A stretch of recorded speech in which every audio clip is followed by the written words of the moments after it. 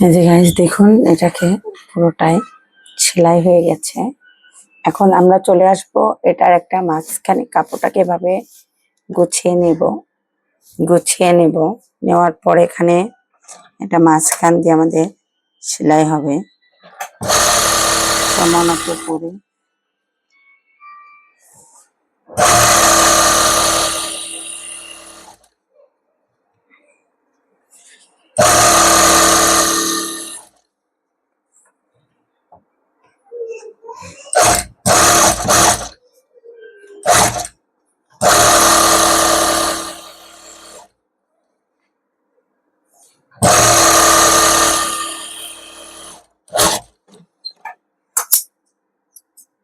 হয়ে গেল। এখন সোজাই চলে যাব আমরা।